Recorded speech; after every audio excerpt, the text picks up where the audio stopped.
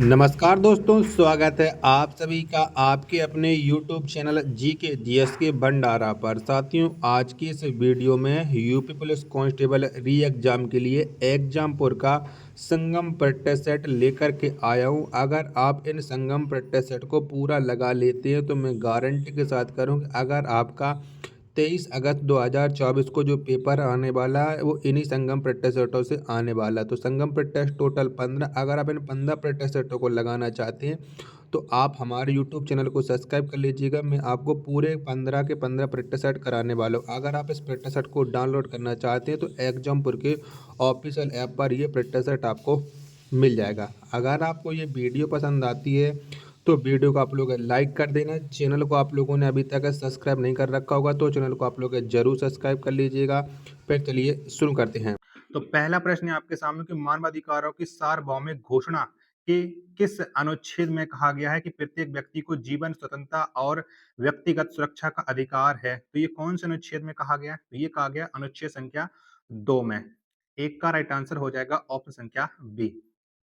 दूसरा प्रश्न है आपके सामने कि निम्नलिखित में से भारतीय राष्ट्रीय कांग्रेस के तीसरे अधिवेशन की अध्यक्षता किसने की? तो बताओ किसके द्वारा कांग्रेस के तीसरे अधिवेशन की अध्यक्षता की गई थी? तो ये अध्यक्षता की थी बदरुद्दीन तैयब जी ने। 2 का ए ऑप्शन है करेक्ट आंसर हो जाएगा। तीसरा प्रश्न है आपके सामने कि सिरके का मुख्य घटक क्या है? तो बताओ कौन सा होता है सिरके का मुख्य घटक? तो ये होता है एसिटिक एसिड। 3 का ए ऑप्शन है वो इस प्रश्न का राइट आंसर हो जाएगा। चलिएगा, चौथा प्रश्न है आपके सामने कि निम्नलिखित में से लेखक रविंद्रनाथ टैगोर ने कौन सी पुस्तक लिखी है? तो फटाफट से बताओ कौन सी पुस्तक लिखी है? तो रविंद्रनाथ टैगोर ने लिखी है गीतांजलि। ए ऑप्शन है करेक्ट आंसर हो जाएगा।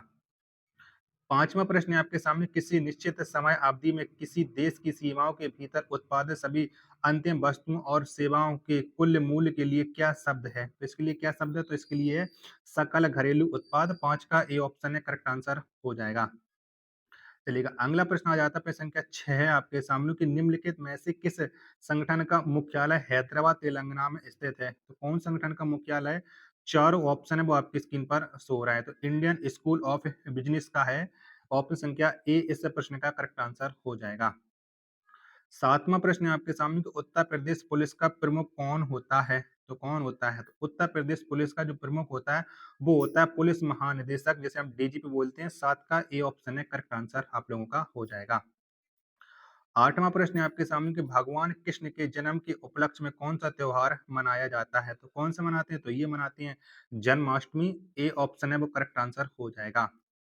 नौवां प्रश्न है आपके सामने निम्नलिखित में से कौन राज्य सरकारों के राजस्व का स्रोत नहीं है? तो कौन स्रोत नहीं है? तो ये आयकर बिल्कुल स्रोत नहीं है, राज्य सरकार का नहीं है, ये केंद्र सरकार का है। 9 का डी ऑप्शन है करेक्ट आंसर हो जाएगा। 10वां प्रश्न है आपके सामने गौतम बुद्ध की शिक्षाओं का वर्णन किसमें है? किसमें मिलता है? तो ये मिलता है आपको त्रिपिटक में। गौतम बुद्ध की शिक्षाओं का वर्णन 10 का डी ऑप्शन है करेक्ट आंसर हो जाएगा। 11वां प्रश्न आपके सामने कि महाराष्ट्र, मध्य प्रदेश और गुजरात राज्यों से कौन सी नदी बहती है? तो कौन सी नदी बहती है? तो ये बहती है इनमें से नर्मदा नदी। 11 का ए ऑप्शन है वो आप लोगों का करेक्ट आंसर हो जाएगा। चलिएगा, अगला प्रश्न है प्रश्न संख्या 12 है आपके सामने कि निम्नलिखित में से किस फसल मौसम को रबी मौसम के रूप में भी जाना जाता है? तो किसे जाना जाता है रबी मौसम के रूप में? तो ये जाना जाता है शीतकालीन फसल मौसम को। 12 का बी ऑप्शन है वो आपका करेक्ट आंसर हो जाएगा। 13वां प्रश्न है आपके सामने कि न्यू डेवलपमेंट बैंक जो ब्रिक्स देश के सदस्यों द्वारा स्थापित किया गया, इसकी स्थापना किस वर्ष की गई थी? तो इसकी स्थापना कब हुई थी? तो ये स्थापना हुई थी 15 जुलाई 2024 को। 13 का ए ऑप्शन है वो आप लोगों का करेक्ट आंसर हो जाएगा। अगर आप इस प्रैक्टिस सेट को डाउनलोड करना चाहते हो तो आप एग्जामपुर के ऑफिशियल ऐप को डाउनलोड कर लीजिएगा। वहां से आपको ये पूरे 15 प्रैक्टिस सेट है मिल जाएंगे। प्रश्न संख्या 14 है आपके सामने कि वर्ष 2016 में नोटबंदी का आइडिया देने का श्रेय किस व्यक्ति को जाता है? तो ये श्रेय जाता है अनिल बोकिल को। 14 का ए ऑप्शन है करेक्ट आंसर आप लोगों का हो जाएगा। 15वां प्रश्न है आपके सामने कि साइबर अपीलीय अधिकरण के आदेश के खिलाफ उच्च न्यायालय में अपील दायर करने की सीमा है। तो कितने दिन की सीमा है? तो ये है 60 दिन की सीमा। 15 का सी ऑप्शन करेक्ट आंसर हो जाएगा।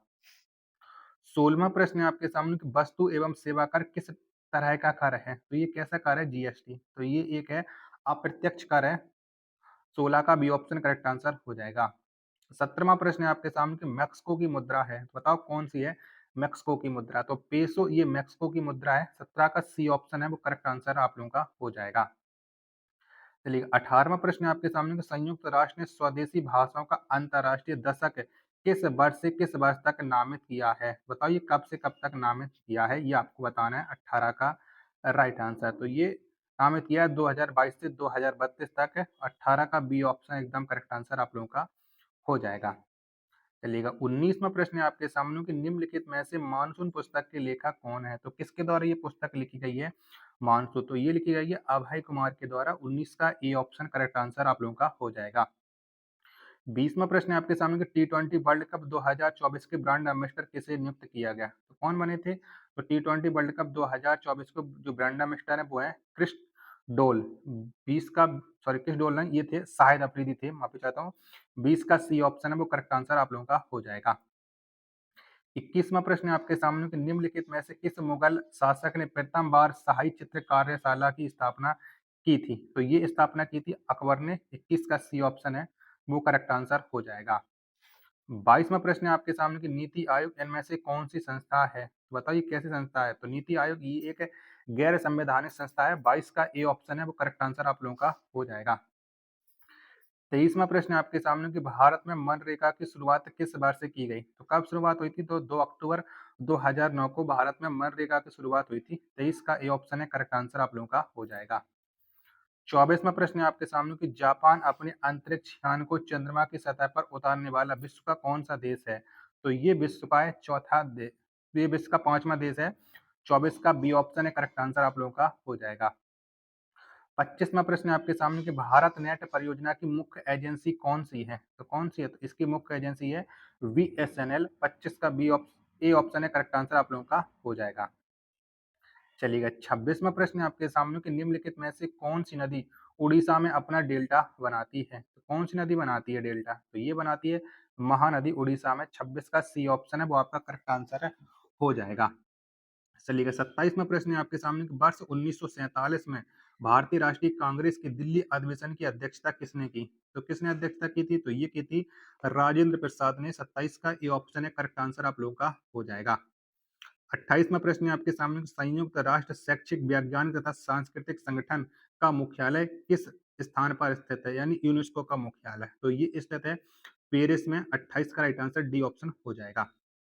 29वां प्रश्न है आपके सामने उत्तर प्रदेश के किस जिले में अनुसूचित जाति की जनसंख्या सर्वाधिक है? तो कौन से जिले में अनुसूचित जाति सर्वाधिक है? तो ये है सीतापुर में है। 29 का बी ऑप्शन करेक्ट आंसर हो जाएगा।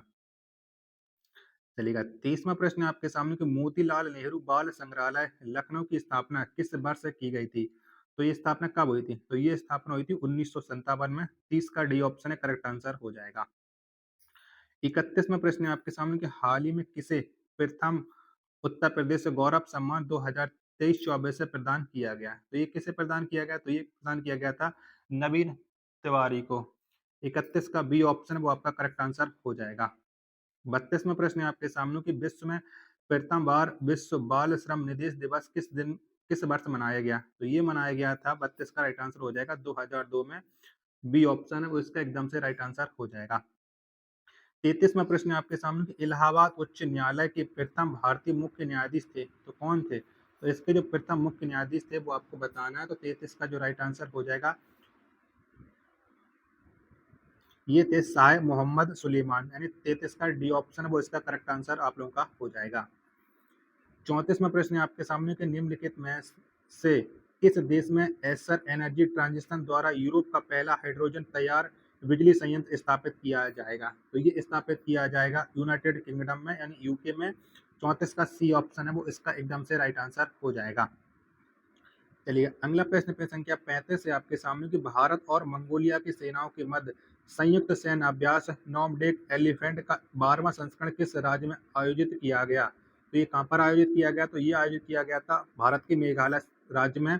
35 का ए ऑप्शन है करेक्ट आंसर हो जाएगा। 36वां प्रश्न आपके सामने कि निम्नलिखित में से महात्मा गांधी मनरेगा योजना के अंतर्गत वर्ष 2024-25 में मजदूरी दर बढ़ाकर औसत कितनी कर दी गई है? तो ये कितनी कर दी गई? तो ये कर दी गई है 289 रुपए। 36 का ए ऑप्शन है करेक्ट आंसर हो जाएगा। 37वां प्रश्न है आपके सामने कि वित्तीय वर्ष 2024-25 में आदर्श स्टेशन योजना के अंतर्गत कितने स्टेशनों का उन्नयन करने के लिए पहचान किया गया है? तो ये पहचान किया गया है 1251 का। 37 का बी ऑप्शन है करेक्ट आंसर आप लोगों का हो जाएगा। 38वां प्रश्न है आपके सामने कि हाल ही में क्षेत्रीय सुरक्षा समूह कोलंबो सिक्योरिटी कॉन्क्लेव का नया सदस्य बना है। तो कौन बना है? तो इसका नया सदस्य बना है बांग्लादेश। 38 का बी ऑप्शन है करेक्ट आंसर आप लोगों का हो जाएगा। 39वां प्रश्न है आपके सामने कि मुझे किस प्रकार का सर्वनाम है? तो मुझे ये एक उत्तम पुरुष सर्वनाम है और अब ये आपके हिंदी के प्रश्न शुरू हो चुके हैं। 40वां प्रश्न है आपके सामने कि उल्लंघन में कौन सा उपसर्ग है? तो कौन सा उपसर्ग लगा है उल्लंघन में? तो यहाँ पर लगा हुआ है उत उपसर्ग। 40 का सी ऑप्शन है वो इसका एकदम से करेक्ट आंसर आप लोगों का हो जाएगा। 41वां प्रश्न है आपके सामने कि निम्नलिखित में से कौन सा वर्ण अघोष है? तो बताओ अघोष वर्ण बताना है। तो का कबूतर ये अघोष वर्ण है। 41 का ए ऑप्शन है वो राइट आंसर हो जाएगा। 42वां प्रश्न है आपके सामने कौन सा विलोम युग्म सुमेलित नहीं है? तो बताओ इनमें से कौन सा सुमेलित नहीं है? तो अंगीकार का स्वीकार ये बिल्कुल से गलत है। बिल्कुल इसका राइट आंसर हो जाएगा 42 का ए ऑप्शन। चलिएगा अगला प्रश्न है फिर संख्या 43 है आपके सामने कि पत्र शब्द का अनेकार्थी शब्द समूह निम्न में से है। तो बताओ कौन सा है? 43 का आंसर आपको बताना। तो ये है पत्ता चिट्ठी पंख। 43 का सी ऑप्शन इसका एकदम से राइट आंसर हो जाएगा। 44वां प्रश्न है आपके सामने कि निम्नलिखित शब्दों में से कौन सा शुद्ध है? तो यानी कवयित्री इसमें से किस में शुद्ध लिखी गई है? तो ये लिखी गई है बी ऑप्शन में। 44 का बी ऑप्शन राइट आंसर हो जाएगा। 45वां प्रश्न है आपके सामने कि कतर वियोत में कौन सा समास है? तो बताओ इसमें कौन सा समास है कतर वियोत में? तो ये है द्वंद्व समास। 45 का ए ऑप्शन है वो इसका एकदम से करेक्ट आंसर आप लोगों का हो जाएगा। वीडियो पसंद आ रही है तो वीडियो को आप लोग लाइक कर दीजिएगा। पूरे 15 प्रैक्टिस सेट आपको कराने वाला हूँ जो आपको निरंतर आपके एग्जाम में महत्वपूर्ण योगदान देने वाले हैं। चैनल को आप लोग सब्सक्राइब जरूर कर लीजिएगा। 46वां प्रश्न है आपके सामने कि पानी बह रहा था इस वाक्य में क्रिया किस काल का बोध करा रही है? तो कौन से काल का क्रिया बोध करा रही है? तो ये करा रही है अपूर्ण भूतकाल का। 46 का डी ऑप्शन है वो इसका एकदम से राइट आंसर है हो जाएगा। 47वां प्रश्न है आपके सामने कि मुझसे खड़ा भी हुआ नहीं जाता इस वाक्य का वाच्य होगा। तो ये कैसा वाच्य? तो इसमें जो वाच्य है वो है भाववाच्य। 47 का ए ऑप्शन इसका राइट आंसर हो जाएगा। 48वां प्रश्न है आपके सामने कि दिए गए शब्द युग्म के सही अर्थ भेद का चयन कीजिए। अपत्य अपथ्य बताओ इसका क्या हो जाएगा? तो इसका अर्थ हो जाएगा सुंदर स्त्री और जंगल। 48 का डी ऑप्शन वो इसका एकदम से करेक्ट आंसर हो जाएगा। 49वां प्रश्न है आपके सामने कि दुष्ट चरित्र व्यक्ति से संबंध नहीं रखना चाहिए इस वाक्य में प्रयुक्त दुष्ट चरित्र शब्द व्याकरण की दृष्टि से किस संवर्ग में है? तो ये संवर्ग में विशेषण में है। 49 का सी ऑप्शन है वो इसका एकदम से करेक्ट आंसर आप लोगों का हो जाएगा। 50वां प्रश्न है आपके सामने कि निम्नलिखित वाक्य में रेखांकित शब्द के स्थान पर उपयुक्त पर्यायवाची शब्द कौन सा होगा? तो कौन सा उपयुक्त पर्यायवाची हो जाएगा? राम कुशल कारीगर है तो कुशल का आपको पर्यायवाची बताना है। तो ये हो जाएगा निपुण। 50 का डी ऑप्शन इसका एकदम से राइट आंसर है हो जाएगा। 51वां प्रश्न है आपके सामने गुण गोबर कर देना मुहावरे का उचित अर्थ बताइए। तो इसका उचित अर्थ क्या हो जाएगा? तो इसका उचित अर्थ होता है बना बनाया काम बिगाड़ देना। 51 का सी ऑप्शन इसका एकदम से करेक्ट आंसर हो जाएगा। 52वां प्रश्न है आपके सामने कि पपीता शब्द इनमें से क्या है? तो बताओ क्या है पपीता? तो पपीता जो शब्द है ये एक पुर्तगाली शब्द है। 52 का डी ऑप्शन राइट आंसर है हो जाएगा। 53वां प्रश्न है आपके सामने कि निम्नलिखित में से कौन सा छंद प्रकार नहीं है? तो बताओ इनमें से कौन सा छंद का प्रकार नहीं है? तो दृष्टांत ये छंद का प्रकार नहीं है। 53 का ए ऑप्शन है वो इसका राइट आंसर है आप लोगों का हो जाएगा। 54वां प्रश्न है आपके सामने कि तेरी बर्छी ने बर छीने हैं खलन के पंक्ति में कौन सा अलंकार है? तो बताओ चुंगन में कौन सा अलंकार हो जाएगा? तो यहाँ पर जो अलंकार है वो है आपका यमक अलंकार। चुंगन का डी ऑप्शन राइट आंसर हो जाएगा। 55वां प्रश्न है आपके सामने कि जो क्षमा करने योग्य नहीं है वाक्यांश के लिए एक शब्द है। तो बताओ इसके लिए एक शब्द क्या हो जाएगा? तो इसके लिए एक शब्द हो जाएगा अक्षम्य। 55 का बी ऑप्शन है वो राइट आंसर है हो जाएगा। 56वां प्रश्न है आपके सामने कि चलना फिरना दौड़ना कैसी क्रिया है? तो बताओ ये कैसी क्रिया है? तो ये एक आक्रामक क्रिया है। 56 का सी ऑप्शन वो इसका एकदम से राइट आंसर है हो जाएगा। चलिएगा अगला प्रश्न है फिर संख्या 57 है आपके सामने कि किनके नाम अधिकतर स्त्रीलिंग होते हैं? तो बताओ इनमें से किसके नाम है वो अधिकतर स्त्रीलिंग होते हैं? 57 का राइट आंसर आपको बताना है। तो ये होते हैं बोलियों के। ए ऑप्शन है वो करेक्ट आंसर आप लोगों का हो जाएगा। 58वां प्रश्न है आपके सामने कि रामू जो बड़ा खिलाड़ी है कल उसकी टांग टूट गई इस वाक्य में उचित विराम चिन्ह कौन सा होगा? बताओ यहाँ पर कौन सा विराम चिन्ह का प्रयोग किया जाएगा? तो यहाँ पर होगा लाघव चिन्ह का। 58 का डी ऑप्शन सॉरी लाघव चिन्ह का नहीं अल्प विराम का प्रयोग किया जाएगा। बी ऑप्शन है वो करेक्ट आंसर है हो जाएगा। 59वां प्रश्न है आपके सामने कि रस सामग्री किस विकल्प में दी गई है? तो बताओ किस विकल्प में दी गई है रस सामग्री? तो ये दी गई है विभाव, अनुभव, संचारी, स्थायी भाव। 59 का बी ऑप्शन है करेक्ट आंसर है हो जाएगा। 60वां प्रश्न है आपके सामने कि भुजाओं को बहुवचन क्या होगा? बताओ क्या हो जाएगा भुजा का बहुवचन? तो ये हो जाएगा भुजाएं। 60 का डी ऑप्शन इसका एकदम से राइट आंसर हो जाएगा। 61वां प्रश्न है आपके सामने कि निम्नलिखित में तद्भव शब्द का चयन कीजिएगा। तो इनमें से तद्भव कौन सा है? तो हींग जो है ये तद्भव शब्द हो जाएगा। 61 का सी ऑप्शन है वो राइट आंसर हो जाएगा। 62वां प्रश्न है आपके सामने गबन उपन्यास काफी लोकप्रिय रहा, इस वाक्य में किस प्रकार के क्रिया विशेषण का प्रयोग हुआ है? तो यहाँ पर हुआ परिणामवाचक क्रिया विशेषण का प्रयोग है। 62 का सी ऑप्शन है वो इसका एकदम से राइट आंसर है हो जाएगा। 63वां प्रश्न है आपके सामने कि जिन ढूंढा तिन पहिया गहरे पानी बैठ लोकोक्ति का अर्थ है। बताओ इस लोकोक्ति का क्या अर्थ हो जाएगा? तो इस लोकोक्ति का अर्थ होता है परिश्रम का फल अवश्य मिलता है। 63 का ए ऑप्शन है वो राइट आंसर हो जाएगा। 64वां प्रश्न है आपके सामने अध्यापक को पुरस्कार दीजिएगा, इस वाक्य में कौन सा कारक है? बताओ यहाँ पर कौन से कारक का प्रयोग हुआ है? तो यहाँ पर हुआ है कर्म कारक का प्रयोग है। 64 का सी ऑप्शन है वो इसका एकदम से राइट आंसर है हो जाएगा। 65वां प्रश्न है आपके सामने कि इनमें से लुटेरा में प्रयुक्त प्रत्यय कौन सा है? तो कौन सा प्रत्यय लगा हुआ है लुटेरा में? तो लुटेरा में लगा हुआ एरा है। 65 का सी ऑप्शन है वो करेक्ट आंसर आप लोगों का हो जाएगा। 66वां प्रश्न है आपके सामने कि पूर्वी हिंदी क्षेत्र में कौन सी बोली नहीं बोली जाती है? तो कौन सी बोली नहीं बोली जाती है? तो ये जयपुरी नहीं बोली जाती है। 66 का सी ऑप्शन है वो करेक्ट आंसर आप लोगों का हो जाएगा। 67वां प्रश्न है आपके सामने ज्ञानपीठ पुरस्कार किस भाषा से संबंधित है? बताओ कौन सी भाषा में ज्ञानपीठ पुरस्कार दिया जाता है? तो ये दिया जाता है संविधान की 8वीं अनुसूची की सभी भाषाओं में ज्ञानपीठ पुरस्कार। 67 का डी ऑप्शन है वो करेक्ट आंसर आप लोगों का हो जाएगा। 68वां प्रश्न है आपके सामने कि महाशय शब्द में कौन सी स्वर संधि है? बताओ कौन सी संधि है? तो इसमें महाशय में हो जाएगी दीर्घ स्वर संधि। 68 का बी ऑप्शन करेक्ट आंसर आप लोगों का हो जाएगा। 69वां प्रश्न है आपके सामने कि निम्नलिखित में से कौन सी रचना नागार्जुन की नहीं है? तो इनमें से एक रचना नागार्जुन की नहीं है वो आपको बताना है। तो दादा कामरेड ये रचना नागार्जुन की नहीं है। 69 का डी ऑप्शन है वो करेक्ट आंसर आप लोगों का हो जाएगा। साथियों वीडियो पसंद आए तो प्लीज आप लोग वीडियो को लाइक जरूर कर दीजिएगा और चैनल को सब्सक्राइब नहीं कर रखा होगा तो चैनल को आप लोग जरूर सब्सक्राइब कर लीजिएगा। 70वां प्रश्न है आपके सामने कि निम्नलिखित में से कौन सा नाटक मोहन राकेश द्वारा रचित है? तो कौन सा नाटक लिखा है मोहन राकेश ने? तो इन्होंने जो लिखा है वो लिखा हुआ है आधे अधूरे। 70 का ए ऑप्शन वो करेक्ट आंसर आप लोगों का हो जाएगा। चलिएगा अब आ जाता है आपका गद्यांश। तो गद्यांश को आप लोग पढ़ लीजिएगा। हम गद्यांश को पहले ही पढ़ चुके थे तो आपको मैं डायरेक्ट इसके आंसर है बताते चल रहा हूँ। धीरे धीरे मैं गद्यांश को बढ़ाते चल रहा हूँ जिससे आप लोग वीडियो को पॉज करके आप लोग पढ़ सकते हो। ठीक है, तो 71वां प्रश्न आ जाता है आपके सामने कि सार्वजनिक पुस्तकालय से क्या तात्पर्य है? तो इस पुस्तकालय से तात्पर्य होता है सभी लोगों के लिए पुस्तकालय। 71 का डी ऑप्शन राइट आंसर हो जाएगा। चलते फिरते पुस्तकालय का उद्देश्य है। बताओ इसका उद्देश्य क्या हो जाएगा? 72 का। तो इसका उद्देश्य होता है दूर दराज के क्षेत्रों तक पुस्तकालय की सुविधा उपलब्ध कराना। 72 का डी ऑप्शन करेक्ट आंसर हो जाएगा। 73वां प्रश्न है आपके सामने कि निम्नलिखित में से कौन सी गतिविधि पुस्तकालय के प्रचार में प्रभाव नहीं है? तो कौन सी नहीं है? तो इसके लिए पुस्तकालय अध्यक्ष की नियुक्ति करना, ये इसका प्रभाव नहीं हो जाएगा। 73 का डी ऑप्शन। 74वां प्रश्न है आपके सामने कि पुस्तकालय की फटी पुरानी पुस्तकों का सदुपयोग कैसे किया जा सकता है? तो कैसे किया जा सकता है? तो ये किया जाता है कम दामों में पुस्तक प्रेमियों को बेच करके। 74 का बी ऑप्शन करेक्ट आंसर हो जाएगा। 75वां प्रश्न है आपके सामने कि पुस्तकालय का संधि विच्छेद है क्या है? तो इसका संधि विच्छेद होता है पुस्तक प्लस आलय। 75 का सी ऑप्शन इसका एकदम से करेक्ट आंसर आप लोगों का हो जाएगा। अब आपके मैथ और रीजनिंग आप लोग कर लेना, मैं आपको मानसिक अरुचि है वो करा देता हूँ। तो वीडियो को आप लोग पूरा देख चुके होंगे तो वीडियो को लाइक आप लोग जरूर कर दीजिएगा और चैनल को आप लोगों ने अभी तक सब्सक्राइब नहीं कर रखा होगा तो चैनल को आप लोग जरूर सब्सक्राइब कर लीजिएगा। चलिएगा मानसिक अभिरुचि का प्रश्न आ चुका है 132 में कि आप एक पुलिस अधिकारी हैं और एक बाजार में एक समूह एक व्यापारी पर धोखाधड़ी का आरोप लगाकर उसके साथ मारपीट कर रहा है। आप तो आप क्या करोगे वहां पर? तो हम बताओ क्या करेंगे। 132 का आंसर आपको बताना है। तो व्यापारी को सुरक्षित स्थान पर ले जाना चाहिए और समय को तितर बितर करना चाहिए। इसका राइट आंसर हो जाएगा 132 का सी ऑप्शन।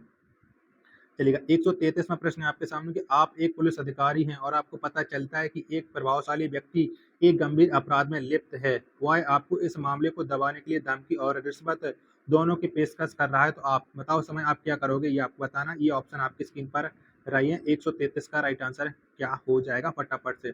तो प्रभावशाली व्यक्ति के खिलाफ सबूत एकत्र करके उसे गिरफ्तार करना चाहिए। इसका करेक्ट आंसर हो जाएगा सी ऑप्शन। चलिएगा 134वां प्रश्न है आपके सामने कि आप एक प्रशिक्षित खोजी अधिकारी हैं और आपको एक सामुदायिक आउटरीच कार्यक्रम में भाग लेने के लिए कहा जाता है? आपको लगता है कि यह आपकी विशेष क्षमता का सही उपयोग नहीं है आपको, तो यहाँ पर आप क्या करोगे? 134 का राइट आंसर। कार्यक्रम में उत्साहपूर्वक भाग लेना चाहिए और समुदाय के साथ अच्छे संबंध स्थापित करने का प्रयास करना चाहिए। सी ऑप्शन करेक्ट आंसर आप लोगों का हो जाएगा। 135वां प्रश्न है आपके सामने कि आप एक पुलिस अधिकारी हैं और आपको एक बड़े व्यापारिक घोटाले की जांच सौंपी गई है, जिसमें कई प्रभावशाली लोग शामिल हैं आपको। बताओ आप क्या करोगे? 135 का आंसर आपको बताना है। तो प्रभावशाली लोगों के दबाव के बावजूद निष्पक्ष और तेजी से जांच करनी चाहिए। सी ऑप्शन करेक्ट आंसर हो जाएगा। 136वां प्रश्न है आपके सामने कि आप एक पुलिस अधिकारी हैं और एक बड़ी भीड़ धार्मिक स्थल पर इकट्ठा हो रही है, जिससे कानून व्यवस्था बिगड़ने का खतरा है आपको। बताओ वहाँ पर आप क्या करोगे? 136 का आंसर आपको बताना है। तो धार्मिक नेताओं के साथ मिलकर भीड़ को शांतिपूर्ण तरीके से तितर-बितर करने की कोशिश करनी चाहिए। 136 का बी ऑप्शन है वो करेक्ट आंसर आप लोगों का हो जाएगा। चलिएगा, अगला प्रश्न आ जाता है प्रश्न संख्या 137 की। आप एक पुलिस अधिकारी हैं और आपको खबर मिलती है कि एक स्कूल के बाहर कुछ संदिग्ध लोग बच्चों को तंग कर रहे हैं आपको, तो आप क्या करोगे? 137 का आंसर आपको बताना है। चलिएगा, चारों ऑप्शन वो आप लोग देख लीजिएगा। तो संदिग्ध लोगों की गतिविधियों की निगरानी करनी चाहिए और स्थिति के अनुसार है कार्रवाई करनी चाहिए। सी ऑप्शन करेक्ट आंसर हो जाएगा। 138वां प्रश्न है आपके सामने कि आप एक पुलिस अधिकारी हैं और एक महिला ने अपने पड़ोसी के द्वारा लगातार उत्पीड़न की शिकायत की आपको। बताओ आप उस समय क्या करोगे? महिला की शिकायत की जांच करनी चाहिए और कानूनी कार्रवाई करनी चाहिए। 138 का सी ऑप्शन है वो राइट आंसर हो जाएगा। 139वां प्रश्न है आपके सामने कि आप एक पुलिस अधिकारी हैं और आपको एक अज्ञात वेबसाइट के माध्यम से हो रहे ऑनलाइन धोखाधड़ी की शिकायत मिलती है, तो बताओ उस समय आप क्या करोगे? चारों ऑप्शन वो आपकी स्क्रीन पर शो रहे हैं। तो वेबसाइट की जांच करनी चाहिए और इसके संचालकों का पता लगाना चाहिए। बी ऑप्शन करेक्ट आंसर हो जाएगा। 140वां प्रश्न है आपके सामने कि आप एक जांच अधिकारी हैं और आपको पता चलता है कि एक नेता ने सरकारी धन का दुरुपयोग किया है आपको। बताओ आप उस समय क्या करोगे? 40 का आंसर। तो नेता के खिलाफ सख्त कानूनी कार्रवाई करनी चाहिए। 140 का बी ऑप्शन राइट आंसर हो जाए, क्योंकि कानून है सबके लिए बराबर, चाहे नेता हो चाहे आदमी हो, कोई भी हो। 141वां प्रश्न है आपके सामने कि आप एक पुलिस अधिकारी हैं और आपको एक बड़े भ्रष्टाचार मामले की जांच सौंपी गई है। इस मामले में कई उच्च पदस्थ अधिकारी शामिल हैं आपको। बताओ आप क्या करोगे? चारों ऑप्शन मैं आपको दिखा दे रहा हूँ। 141 का राइट आंसर है, क्या हो जाएगा? तो निष्पक्ष और सख्ती से जांच करनी चाहिए, भले ही उच्च पदस्थ अधिकारी शामिल हों। बी ऑप्शन करेक्ट आंसर आप लोगों का हो जाएगा।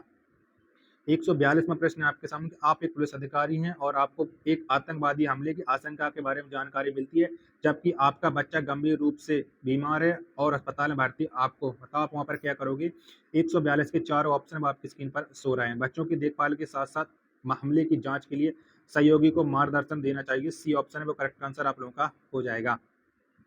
चलिएगा, 143वां प्रश्न है आपके सामने। एक स्कूल के प्रधानाचार्य के रूप में आप छात्रों के बीच बढ़ते हुए साइबर बुलिंग के मामलों का सामना कर रहे हैं आपको। बताओ वहाँ पर आप क्या करना चाहिए? तो साइबर बुलिंग के खिलाफ एक कड़ी नीति लागू करनी चाहिए। बी ऑप्शन वो आपका करेक्ट आंसर हो जाएगा। तो ये मानसिक अभिरुचि के बहुत ही ज़्यादा महत्वपूर्ण प्रश्न थे जो आपको मैंने करा दिया। एक और प्रश्न है आपके साथ लिए, एक कंपनी के एचआर प्रबंधक के रूप में आपको किसी कर्मचारी की रिपोर्ट मिलती है कि उन्हें उनके सहयोगी द्वारा यौन उत्पीड़न का सामना करना पड़ा है। आपकी तत्काल प्रतिक्रिया क्या होनी चाहिए? तो आपकी प्रतिक्रिया क्या होगी ये आपको बताना है। तो घटना की जांच के लिए एक अतिरिक्त समिति गठन करें, ये इसका राइट आंसर हो जाएगा, ऑप्शन संख्या बी। तो साथियों, अगर आपको ये वीडियो पसंद आई हो और ये संगम प्रैक्टिस सेट 2 पसंद आए तो वीडियो को लाइक कर दीजिएगा, और इस पूरे प्रैक्टिस सेट को अगर आप लोग डाउनलोड करना चाहते हैं तो एग्जामपुर के ऑफिशियल ऐप पर जाकर के आप इस प्रैक्टिस सेट को डाउनलोड कर सकते हैं। मिलते हैं अपने तीसरे प्रैक्टिस सेट के साथ, तब तक के लिए धन्यवाद। जय हिंद, वंदे मातरम।